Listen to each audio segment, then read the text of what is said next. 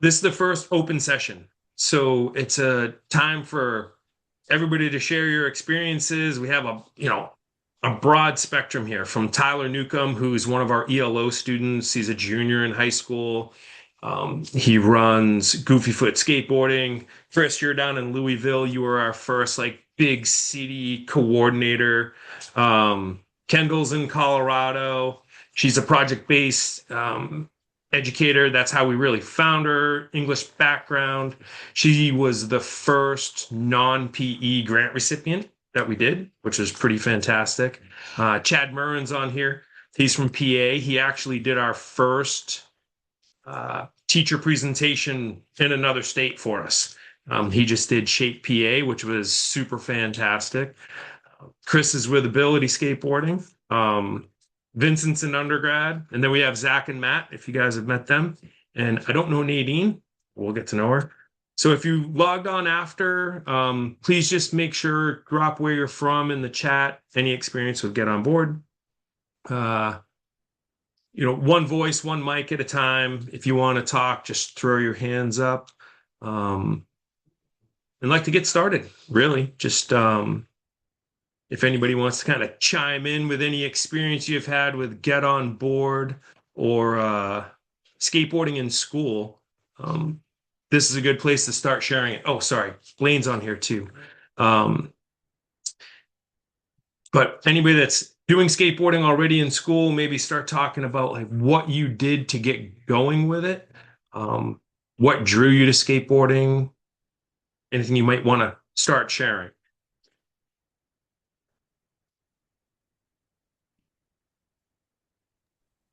Yeah, hi.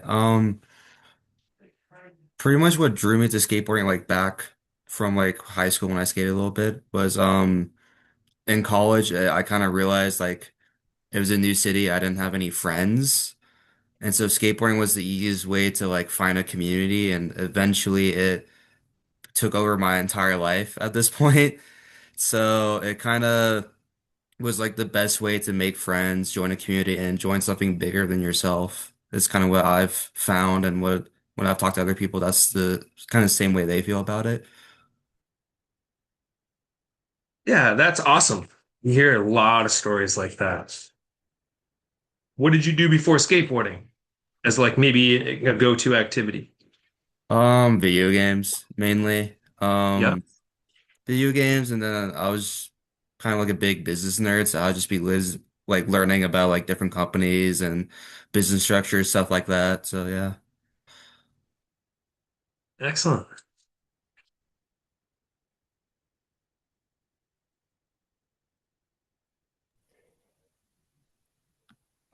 So yeah, I'll talk a little bit. I found skateboarding just like it's what I grew up doing. I don't know if you guys can't hear me, my internet in my town's down, so I just want to let you guys know that if I start breaking up. Um, but yeah, so I just started skateboarding from when I was really young, and then we had a school project and we had to do something we love, so I just chose skateboarding, and now I'm in the adaptive skateboarding world. So yeah, that's just I love working with all the with all the students at my high school in adaptive skateboarding. It's a blast. So yeah. Right on. I can hop on next. I'm Chris O'Brien. I've started probably when I was like, I don't know, seventh, eighth grade, somewhere around there. Um, I don't know. Yeah, started run then. Cut it out when I was like in high school. Took one big slam on my shin, and I was running cross country, and I was like done with this for a while. Sorry if my mic's overlapping. I can kind of hear myself. But yeah, I got back into it during COVID.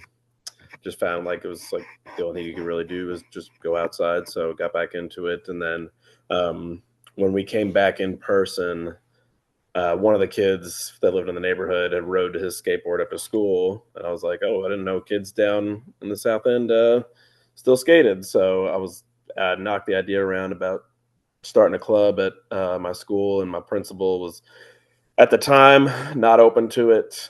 She was like, "Yeah, that's kind of cool," but she was kind of just like sounds good. We'll get to it down the road, and then just nothing happened. She left, went to another school.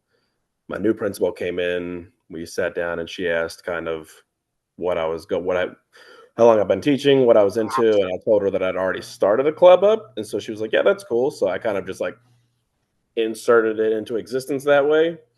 But I just told her what my old assistant principal told me was just if kids got hurt, they were just school's insurance would cover it and everything. That was like the big what if. And then we started very bare bones of just kids that had boards, bring them to school, and we'd ride in the gym and then outside, and then had all these kids come out that wanted to be a part of it, but I just didn't have the equipment for it. So I did a GoFundMe on. We used to have a Gopher as our PE bid website, and they had a big package on there. It was like 24 boards, helmets, and pads. That was $5,000. So my principal said I could have that, but just she didn't have any money for it. So I did a GoFundMe for it. Took about 2.5 months, but finally got there. And then so I just had all that just in at school, and I will take it to school. So Nadine's school, I went out to her elementary school and like taught all her Girl Scouts how to ride one day, and she said that she used to ride. So I kicked the idea about starting it up at other schools. So just kind of doing that, just going out, branching out to schools, trying to see who's interested, the logistics of it, and like how to make it smart and safe and educational, and like also hitting standards is the big goal for this year. Hey, Chris, if you don't mind me asking, two questions. One, do the students that participate have to do a waiver in your district, or is it just kind of accepted like any other activity? And then two, have you noticed the difference in, say, risk tolerance among admin between different buildings you're going to or talking to? Yeah. So as far as the waiver, there was a guy that teaches one county over. He had a club for like 6 or 7 years, and the news came out. Got a hold of it. A superintendent found out that way and shut it down. But he still does a whole lot of stuff after school. But he had a waiver that he kind of like just drew up, and it was just a thing he put together in a Google Doc. So I just made a copy of it, tweaked our name and information, showed it to my principal, and she was like, "That looks legit." So I just have them when we first start clubs up, it's like take this paper home to get it signed about who's picking you up, and then also just front and back this waiver, and then that just, as far as I know, is all we've needed. And my principal's kind of like, I think it's just like another extra layer of protection, but she's also always said like if the kids like get rocked at school, school's insurance covers it just as a sports injury, just an athlete a basketball player rolls their ankle or anything like that. But yeah, so like the schools I've gone to, they kind of like are like, this is cool, but like, how do we make this as safe as possible? And like the kids are going to get after it, and like how do we like control like how much how much leeway we give them, like how big of a leash we like let them have. And so some schools I've talked to like seem really interested, and I've got about 4 schools that I'm really pushing for to hopefully get going by the end of the school year.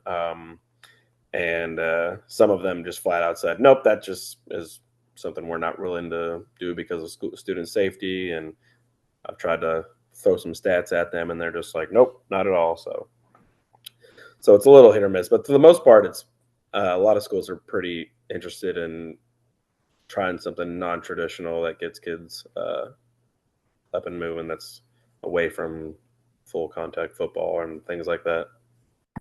Right. Thank you. That's awesome. Hi, I'm Nadine. So I would say that my admin would have said no immediately.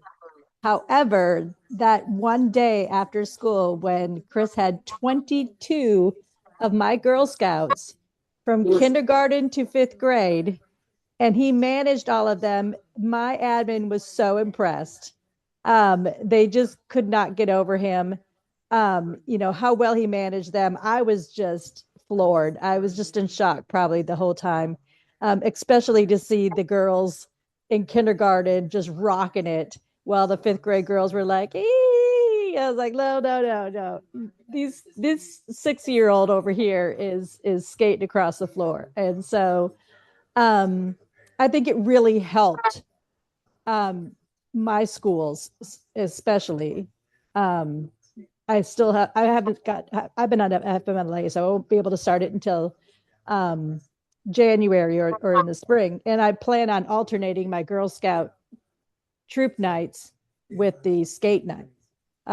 So it'll be Fridays after school, Girl Scouts one Friday, skate night next Friday, and hopefully a bunch of my Girl Scouts will come.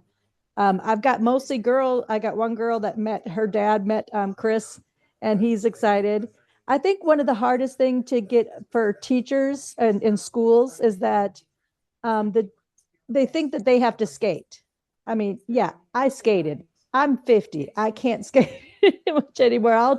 I'll get on a board and things like that. And I will try to do my best to, improve their confidence and things like that. However, just being a sponsor alone, just knowing that how much this can, affect them and how much this can improve their lives. I can relate to the first gentleman who spoke. I moved from Wisconsin to the Louisville area when I was like 16, and had no experience in skateboarding, but the skateboarders, embraced me, and I had this big beat up van with no seats in it, and I took the skateboarders around to all the parks. Boards and Blades came in. I got to take Tony Hawk around, and I just truly love and embrace, the whole culture. And I seriously think that it's something that's missing. And I think that people shouldn't be afraid to do it in elementary school. I think that, that's where it starts. And also I want to say, Chris, that I was at a skate park the other night, and there's a Westport Road student. It's a Westport middle school student. Him and his dad were looking to start a skate group at Westport. And then my husband is interested. He's over at Fern Creek High School. But the kids are harassing my husband to start a skate club at his high school. So, and he used to skate, but I won't let him skate. He's got one crooked shoulder from the last time he tried to jump on a board. But what I'm saying is that, when you see other people starting up the groups, I think it's just contagious. I think Chris was just a great example for admin on how it can be done safely. And I just truly appreciate, and I'm just so blessed that I had that day, and my girls too. That's awesome. We love hearing that. Hey, real quick, Nadine, could you give a quick look at like what a skate night would look like? I'll share. So like this last week, we helped a school in Rangeley, Maine, which is a fairly rural town, ski community. They hosted a family skate night. They went from 6 registrants to 22 to another 8 or 9 walking in the door afterwards. And that's just the children, not including the 2 parents that came with almost every kid. So we probably had 75 people between hanging out on the bleachers, 40 something people skating. It was like a skate park because they were going in every direction, zero control. Mm-hmm. And they skated in circles and back and forth, used adaptive equipment, balance stations. And then they had a pasta dinner after with spaghetti sauce that came from tomatoes they had in their community garden. They had ground venison in one of the sauces. It was like a full family night. And the teacher, the 2 points that she highlighted, one was we were talking about adaptive skateboarding, and she said her favorite part of the whole thing for adaptability was the age part. We had preschoolers with seniors skating at the same time. Mm-hmm. And then the other thing that she said, she knew off the top of her head 4 different families that she had never seen at a town or a school sporting event or function. And they showed up for that. full bore into it. And I was like, those are two lenses that I've never looked at. And I've been doing this is my 14th year. And that was really interesting. So, like, what does your skate night look like? Well, Chris has just started some JCPS skate nights at a park. Is that right, Chris? Yep. So I wasn't able to because I was on FMLA, which is family leave of absence. So I wasn't able. I was dealing with my 6th grade daughter who's having trouble transitioning to middle school, and she's another reason why I want to get her into a skate group. But yeah, Chris, if you could talk about the JCPS skate nights. Yeah. So so right now there's 4 other schools I think that have representation. And I did talk to Timothy, the kid from Westport, and their AD reached out to me, so we're trying really hard to get them up next. So the first Wednesday of the month, we'll go to the Sprack Indoor Skate Park in downtown Louisville. Paul and the guys there have been super helpful of just like trying to help us like reinforce the growth that we're having and trying to like just foster it and just help get us on our feet. So like the first or second Wednesday of the month, depending on what it is, like that's usually their slowest night. It does pick up because it's winter and they're the only place around town to skate. So we just have like once a month from 6 to 7:30. We just had kids come in everywhere from like our middle school to low elementary, and then a couple other representations of different schools. But yeah, it's basically just like teaching the basics. Like last week, the first week we did it was the first time we did it was kind of like all over the place. It was like let's just kind of teach them the park etiquette of like just going straight down this way and this and going that, and not zigzagging and crisscrossing, and just keeping your head up and making sure you don't get just completely trucked by a 35-year-old guy.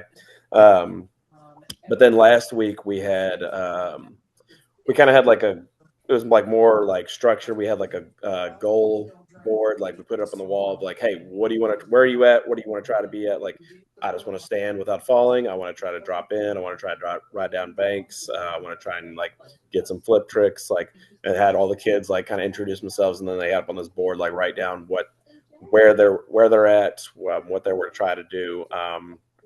So that's kind of like giving them just like a little bit of like focus. So like while we're here, we're not just rolling all around. Let's try and knock something out. And then we had basically like five adults just like in little stations. So like I was working on like the tiny beginner drop in and just working with some of my middle school kids and then some other elementary kids. And it was basically just like kind of little station set up and trying to like have like basically like this whole section of the park, and then letting the older guys that paid their $20 and all that to like go film, get your clips, get your tricks and everything. We're just going to be over here trying to be out of your way, but also like making progress just in little sections. So, and we've had like between like last week, I think we had 17 kids. The time before that it was 19. So hovering right around there.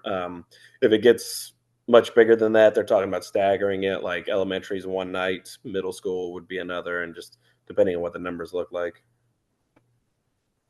Yeah, so Awesome. I'm probably gonna like jump in that January one, and use that as my kickoff, and see what the interest is at my school. So if we could join that, and then that's from that experience they would then sign up for the skate club at Hawthorne. Cool. But yeah, that's my goal right now. Cool. Well, I still have pieces and stuff from when we did the first push training. Like I've got boards that are just assembled waiting to go, so I can bring all that that night and hand that over to y'all, and y'all can try to jump in from there. Right on. To kind of tie into that, because I know Kendall does a whole bunch, so I'm going to call on you, Kendall, to share. So she's done something super cool. We found Kendall by just like I can't even remember. I think Zach found or Zach or Braden. Google like teachers that do skateboarding in Colorado. We came across Kendall. So I have a question that maybe you can answer after sharing a little of your story, and that would go back to the whole like that safety part because you have a concrete park and you take your club to the concrete park and like where Chris is going, that's Paul Zitzer. If anybody watches X Games, he's one of the announcers and he's a pro for a long, long, long time. And so that's a structured area. So like what are you doing for success going to like your local park, which you guys made happen? Yeah. So I'll give you guys a little bit of history just so we're all in the same context. So I'm a PBL teacher. The students were really, really interested in skateboarding in COVID. And so when we went back to school really early right after COVID, and I felt like it was really weird to go from out of school to in school. So I took my class to the skate park, and that like all ripple effect into the students advocating for a new skate park in town. The town council went for it, and then they helped design, build, fundraise the whole deal to get a new skate park in town. And now our organization like kind of oversees that skate park, and we have skating in class. And so we have like a skate class and we have the club, but then we also like I hit standards in almost every content area through skateboarding. And so I have a question that I'm going to ask all of you on those lines tonight. But safety wise, skate park etiquette is big. The older people are going to teach the younger people what that skate park etiquette is.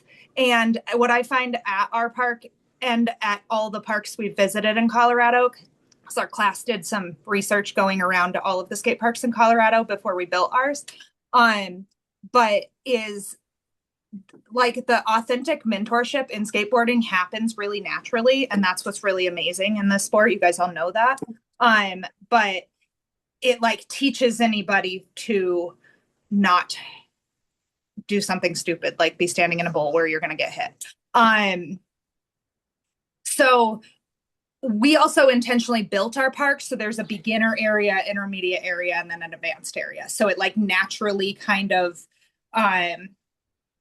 separates people out. I think the biggest struggle that we're having with right now is like the moms that bring their kids with Strider bikes to the park. And that's the next thing we'll tackle. My other point on safety that I wanted to bring up is I teach really, really challenging, colorful, amazing humans. They are a tough group, and they are taking risks in all areas of their lives, no matter what. So the skate park and skating is like the best calculated risk that they could take. And Chris, I think you can lean into that with your principals. Like these kids are, my kids do like ridiculous, crazy stuff because we live in the mountains and have a lot of BLM that they can just go do crazy stuff. But like they're gonna do something crazy. Isn't it better that they're doing it at the skate park?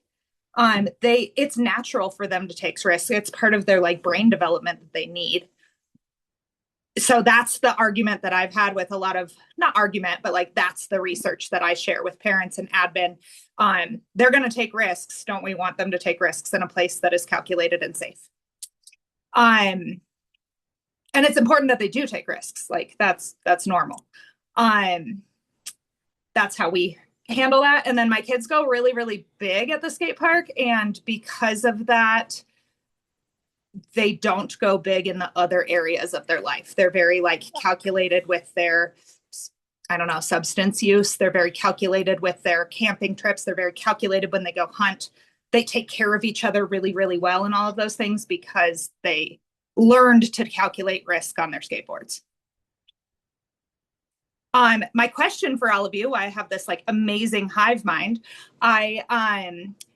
And Braden, you can anticipate this one. I have a really tough kid right now who is kind of a mess. And the only way I'm getting him to hit standards is through skateboarding. The only classes he's been successful at in my school right now are skateboarding. So our like crew did a mural project where they painted on some of the park, and it's awesome and wonderful. And they won one of the challenges that you guys put out. And I need this. And so I had, anyways, this kid got a fingerboard set. And so for his reading standard, I had him use the directions to build the fingerboard and took all of his devices away. And that's how I got him to meet one of my reading standards. Now I need him to meet a writing standard. And I think the only way I'm going to get him to write is skateboarding. I have 2 that I can engage this way. So I'd love to hear from you guys. What would be a great writing prompt for a sophomore boy who hates everything school and loves skateboarding and is very successful at skateboarding? My standard is just that they can improve their writing. So it could be a narrative or it could be informative. But anything you guys would throw out there in the chat as something that they would write. And then my friendly ask is if you could make it a competition, he would probably buy in a little bit more, but that might not be in your programming. So I wanted to throw that out there while I have all of you amazing people here. Hey, Kendall, I kind of have something to say on that. So we worked with a group up in Maine, and we had a similar situation with a couple students, and these kids totally did not buy into school. They were going to quit school. They were sophomores. They were ready to go work and be welders. And we actually used a different conduit. We used bicycles. So we came in with mountain bikes. They were fat tire bikes. We rode bikes. And this one student, I forget the name off the top of my head, totally thrived. Was like, oh my God, this is awesome. And ended up staying in school because of the connection he made with his PE teacher and the community that it ended up developing around this idea of bike culture. And very much the same can be said with skateboarding. But he had the same situation. He had to make all these other things work, and how the teachers had to make it work for him was kind of through bicycles. And what he ended up doing, and we kind of coerced, was having him write an instructable on how to do bike maintenance.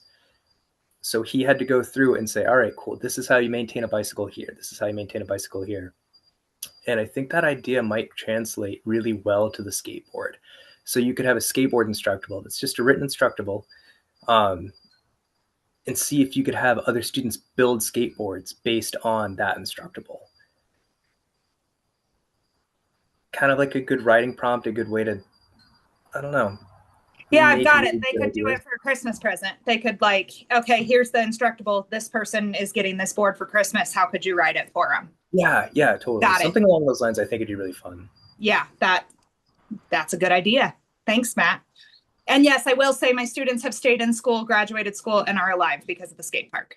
They're amazing. I should probably add those points. That's awesome. Yeah. So, and real quick too, just to popcorn off what Matt was saying, in that type of situation before, what I've done with some of the kids is just have them give verbal instruction of how to do something. And just record it with a phone, iPad or something, and then they turn that into the written document. But yeah, it's there's a lot more we can talk about with that one for sure, and we see it. And I like the point that you made, just about they're going to take risks somewhere. And when you were talking about it, I saw Vincent nodding his head. And I'm going to hand it over to Braden because there's a couple of questions he's going to ask. But thank you, everybody, so far. Yeah, I was going to say, piling off that as well, Ken. I mean, Zach did just put in the chat too. We have a bunch of resources. I don't know if you checked them all out. There are some written ones in there, or writing lessons in there and activities. But as Bo said, just being able to explain how to perform a trick or something of that nature. If there's something that he really enjoys doing, awling, manuals, whatever it might be, having them write it out as well, showing it and then writing it, use that as a writing prompt. I think it would be awesome. Yeah, sorry I'm late, everybody. Wife had to work late, so Dad had to put the kids to bed, and but I'm here now. Awesome seeing everybody. If you guys don't know who I am, I'm Braden Verge, curriculum developer, physical educator. Been helping First Push for a while. And yeah, loving what I'm listening to so far. I did just want to give a couple of shout outs. I see we got Chris Hampton on. If you guys don't know who Chris Hampton is, with Ability Skateboarding, Amazing work. Check out their Instagram page, based out of Texas, and Chris and Angie, they just do some amazing stuff. Awesome features recently, Chris. I love watching the videos. Also, we have another shout out to Dalton Parker. Dalton is an Oklahoma U student, the head of their skate club, and recently they just had a huge event where they basically had a skate competition with Texas A&M. So really want to give a shout out to Dalton. Dalton and I've already been kind of chatting, but if you want to share, Dalton, about what you do with the skate club, your major, and kind of like how that process is going. Yeah, sure. Appreciate you, Brayden, for kind of giving me the platform here. So yeah, I started the skate club at the University of Oklahoma last year. It was something that I've been wanting to do for a while. I'm a senior right now at OU studying business management. And so this is an idea I've had for quite a while since my freshman year. Just because, especially at OU and some other college campuses, it's very focused on kind of the Greek life. And, a lot of people don't really fit into that. I'd say 80% of our student body is in Greek life. And so, it kind of didn't really feel in place. And, I've always loved skateboarding. I've been skateboarding since high school. My freshman year of high school is when I started. And I kind of wanted to create a space on campus for people like myself who didn't really quite fit in and, love skateboarding. And so that's exactly what I did. Last year, we were called the Crimson Cruisers Club. That was our first name. And this year, well, actually, a little bit more about last year. We just started, trying to host skate sessions with everybody, bringing in students to come skate with us. Gained some traction. A lot of club members, around 20 to 30 last year. Very successful. And then we hosted our first ever event. It was called Skate Lahoma. We threw, I want to say, 4 bands together at the skate park with a food truck, a lot of local vendors selling some clothes, art, and stuff like that. It was a really, really huge success. It was a lot of fun. I want to say we had around 100 people in attendance at the skate park. And, it was pretty hard to control. It was a little chaotic, but I'd say overall it was a success. And then this is our second year that we're in right now. Like Braden mentioned, we did host our first ever intercollegiate competition with Texas A&M. That was so much fun. It was really, really hard to organize that one, but I would say overall it was a success. We did end up taking the win. We won 3 out of 5 of our competitions that we ran. We did best line, we did game of skate, college versus college. We did an air out competition. We did a drag strip competition, and I believe that was it. Or no, there was one more. I can't remember on the top of my head. There's a lot of things going on that day to manage, but nonetheless, it was a success. We had tons of people out there, a lot of support from our local community. We ended up selling some decks. We have some OU branded skate decks that we made, and we're trying to officially sell that on a website that we've got going on. And we've got a lot more planned this year with like collabs from our esports program here at OU, a grip art event, another Skate Lahoma, and hopefully more collegiate events. So that's kind of everything about us. Awesome. Thank you, Dalton. Is that like the ultimate goal is to continue having more like intercollegiate events with the club? For sure. Yeah, we're trying to organize more events. We work really closely with an organization called College Skateboard Education Foundation. The executive director, his name's Keegan. He's a wonderful guy. We talk to him all the time. He actually used to organize a series called, I can't remember his name. It was like National Collegiate Skate Tour or something like that. I think that's what it was. Oh, Keegan's going to be joining. That's fantastic. But yeah, so we work with him a lot. He's got this idea of like getting as many college skate clubs together for one big competition. I think it's going to be really tough to organize because, I mean, we try and meet once a week with all the other college skate clubs to see what's going on, what their events are plans for the year. stuff like that. But we definitely want to grow it to kind of give a space for skateboarding in higher education. I think that's a fantastic thing. So yeah. See, there you go, Kendall. If he's a senior, push him out to these schools that, especially all of high school teachers, like if students are really interested in skateboarding, obviously a lot of universities are picking it up. Zach did put in the chat, you can follow OU Skate Club. So give him a follow on the Instagram.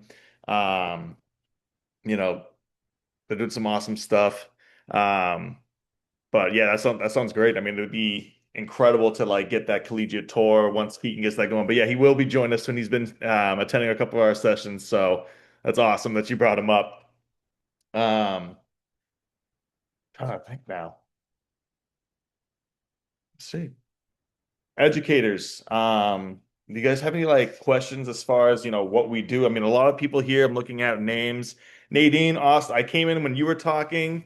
Um, where are you tuning in from? I'm in Louisville, Kentucky with Chris, Gotcha. Okay. and I teach at a Spanish immersion elementary school. Awesome. I will always stay in elementary school, but I'm really kind of keen on getting kids started in elementary schools, getting them started early, because what they do in elementary school, they carry on to middle school, what they carry on to middle. And when you can get them into something in elementary school when they don't have that anxiety of peers and things like that, because they really are, up until fourth grade, just this blank slate. Oh yeah. And even if they tried skating once in my Girl Scout troop, they're still going to be, say, oh, I did that once. And, yeah, maybe I can try it again. But unless they get those core kind of experiences and taking those risks, like you said, and, having those experiences the younger they can, really helps them develop later in life. So it's for me, it's just a very crucial time for them to get trying out all kinds of things.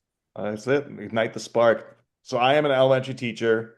You have Chad Marin here tuning in, who's also right, Chad, elementary teacher as well. Yep. And Chad actually presented for us at Shape PA. So between the two of us, definitely have good wealth of knowledge of getting into the elementary level. It's a blast. My students love it. It is hands down their favorite unit. They don't want it to end. So unfortunately, like when I throw in the next activity in our curriculum, they're like, "Can we skateboard again, like in the spring?" Because I don't have a gym, so we have to do everything outside.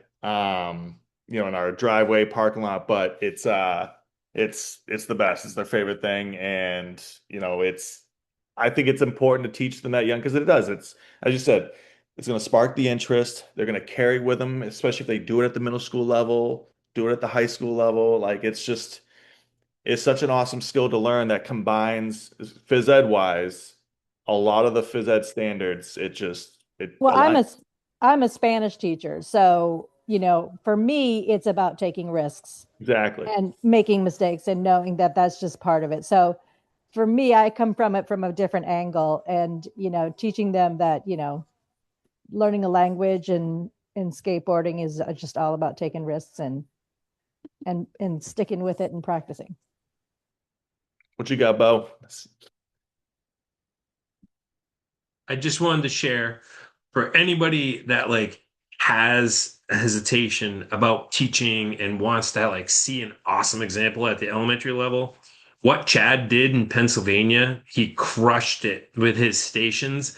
I kept saying, I'm like, I never thought to color coordinate stuff. Like to go in as a person that like has literally taught tens of thousands of kids how to skateboard and like, this is how we do it and go. But then to see a teacher put that kind of like professional teaching voice in a phys ed setting to it completely blew me away. I was like, God, we need like the whole morning to just keep going over this. And just the way he set up each little station from pass the torch to the ice cream shop, just like it was just amazing. So he's a great role model. Those examples are out there of like what he did And when we start layering that with what everybody else is doing, like the resources are there for everybody. Oh yeah, there you go. Those are the Gib boards that are down there. Huge partner, super supportive of everything we're doing and schools that want to have skateboarding. So that was just my big like chime in there for that. And Chad, like, how did have you taught it yet? Have you started or no?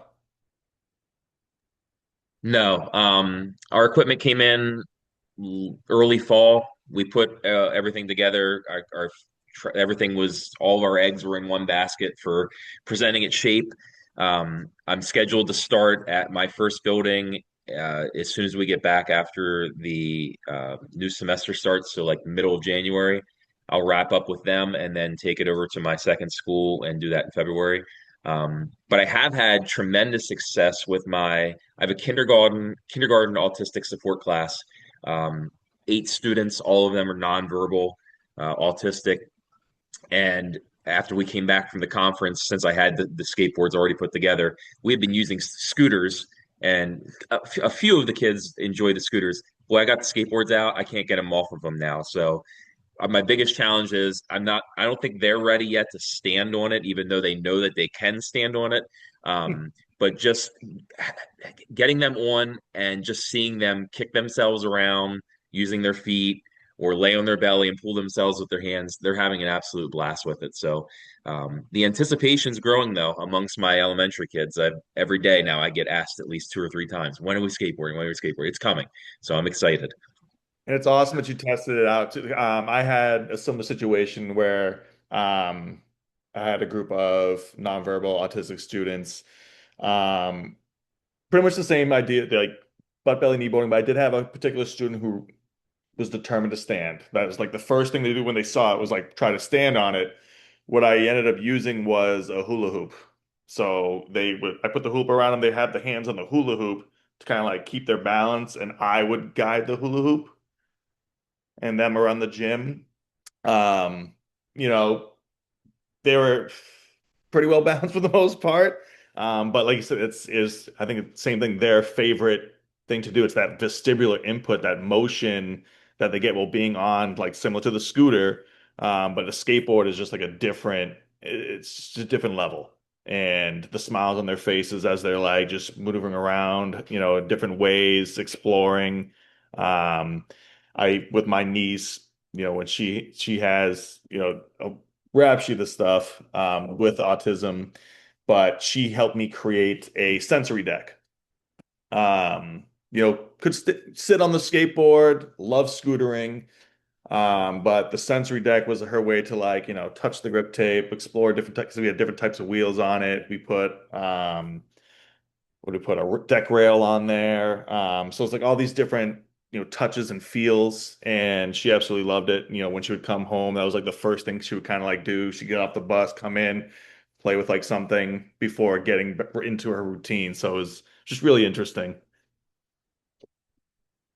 So, but are you feeling more confident, especially after presenting? Yeah.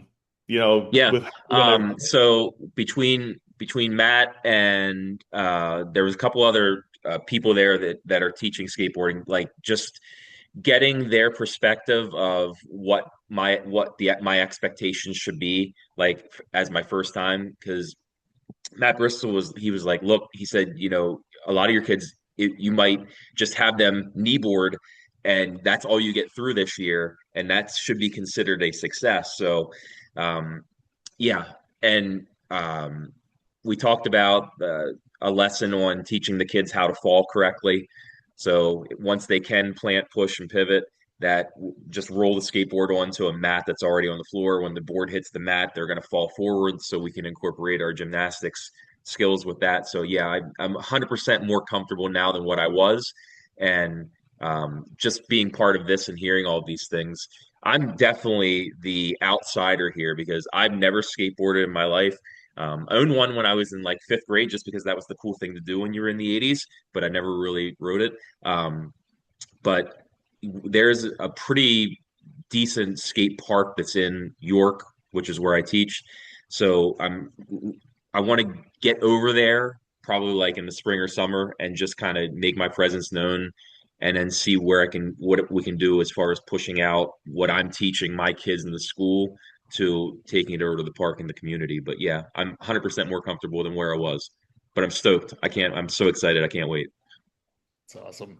And for like adaptive purposes, and this is probably like Tyler, Chris, if you guys want to hit on this as well.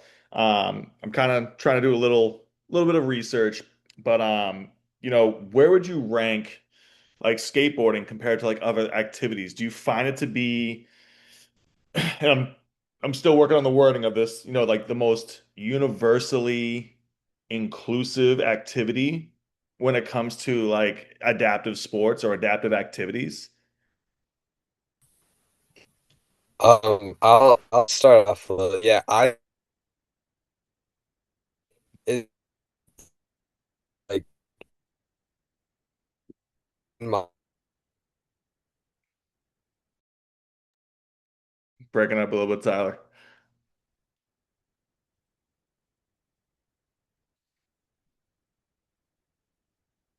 in my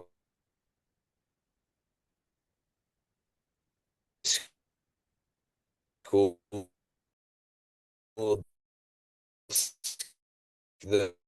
the the my we had a skateboarding week. He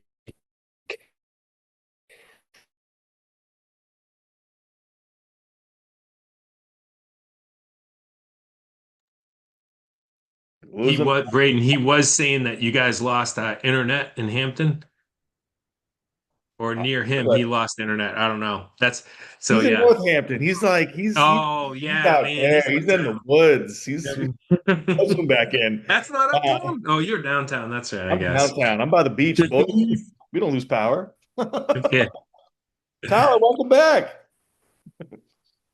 Um, but yeah, like, because I'm trying to do a little bit of research as far as adaptive sports and activities. We do have a student at UNH in the APE program, like helping, Completely think that.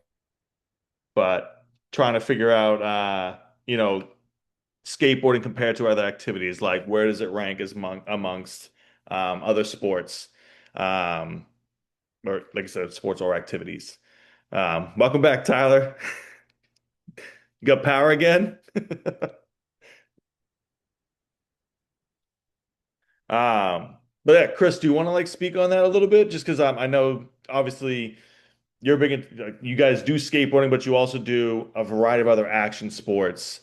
And just kind of hearing your input, like as far as, adaptability, is it universally inclusive? And again, I'm not sure if that's the correct terms to use in academia, but love to hear your input. So in the 2 years that we've been with the nonprofit,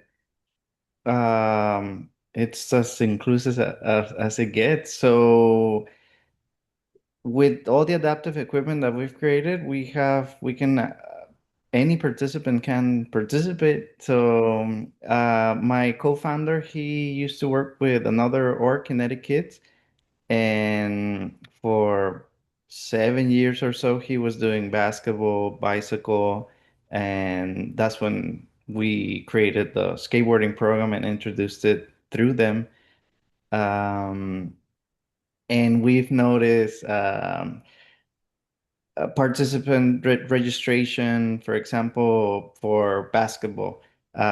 He could see those stats, and sometimes they do go down. And on our programs, we've always had returning participants and more interest.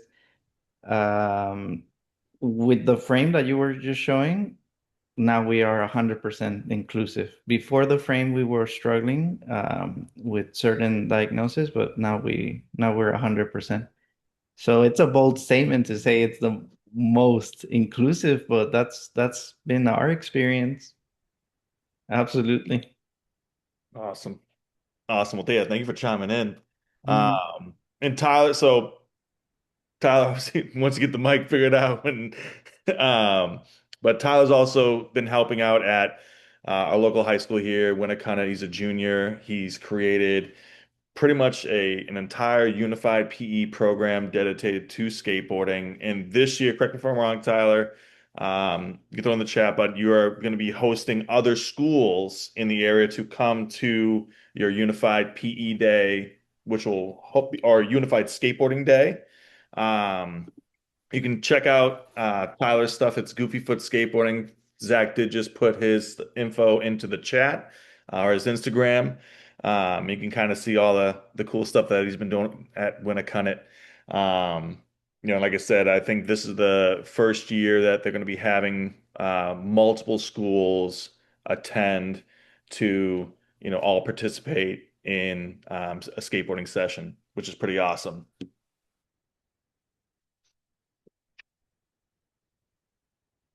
So with that, like I said, adaptability, you really do everything with skateboarding. Anything that's for phys ed purposes that you would do with a scooter, you can easily transition into, using a skateboard. In fact, the skateboards are easier on your gym floors than, the four-wheeled scooters that the kids sit down on. Definitely don't make as many marks and scratches. So like I said, if you have like activities that involve scooters in your program, you can easily switch it over to a skateboard. But yeah, I have a whole list of questions here. Like, is there anything else that like people have, questions about the program that they're interested in? Keegan, I don't know if you saw, Dalton's here in the house. He already gave a little shout out to you. Actually, Dalton, what do you guys have an education major or program? You said an education miniature program? Yeah, do you guys have any majors in education? Oh, yeah, actually we do. We have some club members who are majoring in education. If that's what you're asking. Yes. Yeah. My mic, I was acting funny there. I'm like, uh-oh, is it me Yeah, too? I sorry. I heard a little bit of echo. It's kind of hard to hear. But yeah, we actually have some people who are actually kind of trying to implement what I think you guys are doing. So our club member Benny, he's our graphic designer. He's majoring in education and he wants to become a teacher. And something that he does is he goes to these elementary schools, he teaches, and he talks about the skate club at OU. And it's really awesome to hear what he says sometimes because he says that all the kids are super excited about it. They want to, join the team. They want to start skateboarding, kind of inspiring them. And then he says he kind of wants to bring that element of like a skate club to kind of, that elementary school in Norman, Oklahoma. I think that's really fantastic.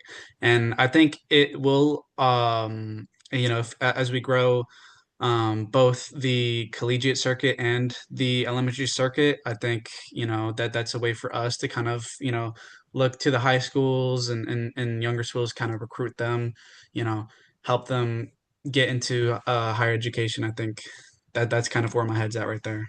That'd be awesome. Yeah, and we do offer free training for college kids. Yeah. Yes, we do. So Awesome. let Benny know. Yeah, I'll definitely let them know. Is Yeah, there? have them reach out to us. We'll put like all our info and stuff like that in the chat. Mhm. It'd be really cool to connect. We have been involved with universities, UNH, obviously right here in New Hampshire, out in Vermont. We've been involved with Minnesota State, Northern Minnesota State, though. Idaho, We can and rip through it. Yeah, we got Idaho, North Dakota State, Minnesota State, and then in PA, the four schools that have all shown interest in signing up. So like Penn State being the big one, Slippery Rock, Westchester, Lancaster Bible College. Yeah, it's growing like big. And then we got Dr. Skateboard down at UTEP. And that's the big goal. Actually, and Vincent and I have been messaging back and forth. So just to give it to you in a nutshell, if you gave me a magic wand, similar to what we've done with our teachers that are on here. So we've got Chris, we got Chad, we've got Kendall, we've got Blaine. Who else am I missing on here? Well, and then Tyler, all got grants of one sort or another. It's like Blaine was one of the first ones, came to us and already had a bunch of gear, and we helped fill gaps for him. The Novi, and then Chris was similar. And then, again, like I said, Kendall was our first non-PE teacher, and then Chad was an elementary school teacher, and Tyler's a student. So if you gave us a magic wand, though, the original idea from a few years ago was to actually support universities, the undergrad PE teacher program, make those gear hubs, get the teachers trained so we have fidelity of the program. We continue to build it with you. Everybody needs to have some sort of differentiating credential when you leave, whether it's a coaching certificate for a sport or doing all the NFHS programs for heat stroke and concussion awareness. And Get On Board is like on that level. We have teachers using these trainings like this and our online training for CEUs. But the goal was get the gear there. You all start teaching each other, see what you do around the campus, but also take the gear when you push into local schools for practicums. And one thing we haven't heard tonight, but is like really big, is taking the micro version of skateboarding. It doesn't need to be 20 skateboards or 50 skateboards displacing a week or two of activity within PE class. It can become a station within a greater wheels unit, everything wheels or balance units. And so 5 skateboards, we have mini pods going out, something new that we're going to be doing.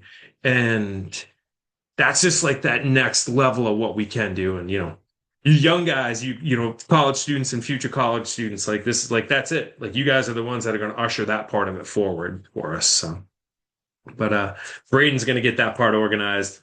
Vincent will help reach out too. Dalton, you know about it now. But anyway, we're just a heads up too. I know you're keeping track of time. We're an hour in. Everybody's not required to stay on all the time. Just we normally schedule an hour. Yeah. Vincent, where are you tuning in from? I'm at Northern Arizona University in Flagstaff at the moment. Nice, dude. Welcome. How'd you hear about us? So I run the Skate Clubs of America Instagram and that whole organization. What's up, man? All right. Basically, I think Keegan posted something about you guys, and this was like when I just first started, so I'm trying to make connections. And yeah, I mean, you guys reached out to me talking about this, and it seemed super interesting, super beneficial, and I thought I should join, see what this is all about, and I'm loving everything you guys are doing so far. Heck yeah, man. Well, welcome. Awesome. Great to meet you. It's nice So meeting you too. now I get the face. Now when I'm sending you the DMs. Nice. Oh, and Keegan want to give a little tidbit in there too that scholarships. Hold on, I gotta scroll down the chat. And funding scholarships for aspiring teachers who want to teach skating during their program or after graduation. So that's a little tidbit out there as well. Oh, Tyler got his mic all figured out. Nice. He's good. Yeah, so Tyler, we are talking about, and Chris touched base a little bit about it. So the question was, if you remember, as far as adaptability, do you think, skateboarding, and again, like with the verbiage here, is like the most universally inclusive activity when compared to other adaptive sports or activities? What are your thoughts on that? Yeah, kid, first off, can you all hear me this time? We got you, man. All right, perfect.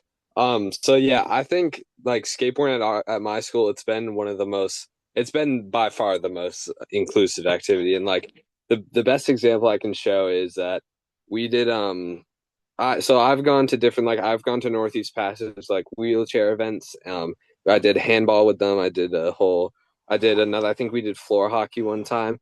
And every time I went to one of those events, the one thing I saw in common was it's always the same people that were going there. So like either they were participating as like they needed, that's the only sport they can play is in a wheelchair, or it's always the same people going over and over again because they just like hanging out with those people. But with skateboarding at my high school, for example, when we did our week long skateboarding thing with First Push, I'm on the football team, and the captain of the football team, who was a senior, he was on his belly with one of our autistic students, and he was just having a great time skateboarding with him. And that's like the captain of the football team that everyone talks about. Like that's the popular guy in high school. So it's really, and then we have just like there's a person of every type that was participating, and they're all having a great time. So that's my view. And I just really think that anybody can do it, and whenever if they're given the opportunity, they always take it because they just have such a good time, and they see other people like that they see their friends doing it, and it makes them want to do it even more. Go ahead, Vincent. Let's see, you get your hand raised.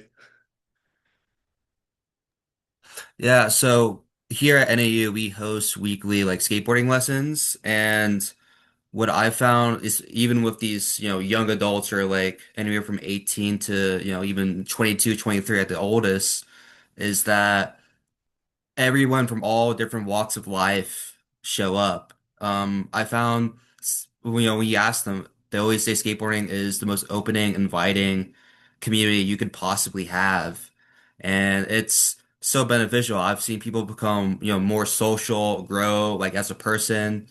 Um, just basically just a bunch of super, super positive things that kind of goes back to what Dalton was saying, where, if you don't feel like you fit in, skateboarding has a spot for you. What Tyler was saying, where, you see your friends do it, and makes you want to do it. Our club has grown exponentially just from having those lessons, and it's because we're offering like a low stress, very like friendly environment that a lot of our places don't. I mean, with like frats and stuff like that, we're not even a big party school, and some of the hazing stories here are insane. So it's skateboarding has always kind of been that place where it feels like anyone's welcome, no matter who you are and what you do. You're no matter if you have some type of like learning disability like I do, or if you come from like a football, basketball, traditional sports background, it's always welcoming you with open arms. I think that's probably the biggest draw skateboarding has at the moment. Go ahead, Tyler. Yeah, and I think Vincent is completely right about the low stress thing. Where when you start skateboarding in these communities where it's low stress, and you don't have to worry about falling and like running into somebody at a skate park, for example. Once you get that understanding down, it like they're less afraid to go to skate parks, and they're less afraid to meet more people. And it's like even with just simple interactions with people, they're just less afraid because they have this like sense of community around them where they don't have to be worried about anything. So, yeah. No, it's so true. Both of like what you guys shared about how, the community is just so welcoming. Vince, you talked about, those athletes and stuff like that was me. I was a, three-sport athlete growing up, but I skateboarded. I still skateboarded, um, you know, throughout high school and that type of stuff. But this is when like skateboarding kind of died. And then, um, this is, early 2000s. Not that it like died, but it just kind of like fell off. And I'm like, not a lot of people were doing it. And then once I got into college, it was kind of just like, I'm gonna start skating again. We had the local skate park. Nobody went there. It was me and a couple other guys. Now I'm in my 30s, almost 40, and I'm skating with a group of dads. We meet like some mornings for coffee, or we do late night curb sessions at a local Obachon because the curbs are perfect. And we still do it. Like my youngest son, he's 3, Cash, and literally was probably coming with me to the skate park ever since he was born. And he is now a skate rat. Like this is the first thing he grabs when we go in the garage. He grabs my skateboard. So the next generation is ready. But it's so true, like you guys said. It's the community's amazing. They're very welcoming. Doesn't matter if you can do tricks, not do tricks, if you're just rolling around, cruising around the park. There's gonna be people there. They're gonna want to talk to you. They're gonna want to hang out. or even help you out. Like if you're trying to practice something, everyone's there to give like a little bit of advice, a little bit of, knowledge. There's always something to be shared. Um, so Chris, I see you get your hand raised. Yes, about inclusivity, thinking about a story of a wheelchair motocross, WCMX. Um, it's not it's not famous yet, but we're trying to spread the word, and we've heard that it's very empowering. So the skills of so WCMX is like skating for wheelchair, and the skills that they develop, it's for everyday activities like if there's not an accessible ramp and there's two stairs, they'll jump the two stairs, and getting to the skate park and just feeling welcome as skateboarding. So it's getting more and more recognizable, especially with more and more skate parks, little by little becoming more inclusive, more accessible for wheelchairs. It the community is so welcoming that it is for everybody, and we've witnessed it through WCMX. So yes, skateboarding is amazing. Yes, it is. Yes, it is. Thank you, Chris. Mhm. You know, we could definitely keep on going all night, like sharing stories. We are over the hour. If you guys have any questions about, like I said, what we do as far as our gear, our training, we do have the grant applications, how to implement it, whether that's the safety, adaptive strategies, cross-curricular connections. It's we can definitely hit on those types of things if you wanted to, reach out to us. Zach did just put up on the screen. We have our feature resources, so we do have you know, our get on board activity guide.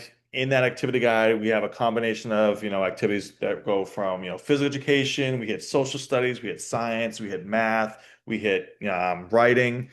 So there's a lot of stuff in that activity guide. We have some SEL stuff with our get on board signs. We have a whole wide range of stuff. So if you know, take a look at our website, go to our resources page, take a look at what we offer. We do have our grant applications. They're open right now. So, feel free to hit that QR code and get access and fill out an application for our grant. I do want to thank you guys so much for joining tonight. I do hope this session kind of sparked some new ideas and gave you a clearer sense of how Get Aboard can bring fun, challenge, and meaningful movement, into your classes, into, your events, especially like, Dalton, Vincent, if you guys are hosting those, learn to skate events, whether you're reaching particular groups of students at your schools or at the elementary or middle school, high school levels. I think that's awesome. um, for any general information, like I said, hit up our website, www.firstpush.org. If you want to learn more about our program, Vincent, Dalton, please reach out to us, learn at firstpush.org. Vincent, I meant to ask, like, if you do have like education at ASU, um, you know, reach out to those students, let them know what we do. It'd be awesome to, try to connect. Subscribe to our newsletter. You can scan that QR code. Our next virtual session is going to be in January 12th. We're going to be featuring, hopefully, two of our teachers, Get on Board Teachers of the Year, Matt Bristol being one of them, and Deb being the other. Awesome teachers. I mean, Deb's what, in her 60s and killing it every year, teaching, get on board to our students here in New Hampshire. So, feel free to register there to hear what they do, what they have to say, and how they kind of create a get on board their own. Um, but thanks again for being here. Can't wait to hear, what you guys bring back to your classrooms, to your groups, to your schools. And like I said, we're always available to connect. Feel free to reach out to us, whether that is, on Instagram, on our social media, or send us an email, please do so.